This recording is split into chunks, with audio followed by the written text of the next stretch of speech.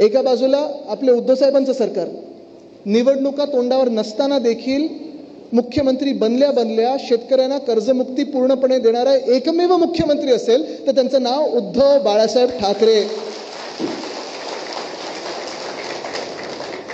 कर्जमुक्तीच काय, मला आठवतं कोविडच्या काळात देखील अर्थचक्र बंद पडलं असताना देखील जेव्हा जेव्हा शेतकऱ्यांवर कुठचंही संकट आलं असेल, मग ते केळ्यांचे असतील, आंब्याचे असतील, काजूचे असतील, संत्र्याचे असतील, छोटे मोठे सगळे जे काही शेतकरी असतील, जेव्हा जेव्हा संकट आलं, तिजोरीत किती पैसे आहेत हे न पाहता आपल्या सर्व शेतकऱ्यांना धावून मदत करणारे एकमेव मुख्यमंत्री असतील त्यांचं नाव उद्धव बाळासाहेब ठाकरे. हे पहिल्या 100 दिवसातलं काम आहे आपलं. महिलांवर जेव्हा अत्याचार वाढला तेव्हा देशात सर्वात कडक कायदा जो भाजपने रद्द केला, तो सर्वात कडक कायदा पारित करणारे म्हणजे शक्ती बिल पारित करणारे एकमेव मुख्यमंत्री ते म्हणजे उद्धव बाळासाहेब ठाकरे.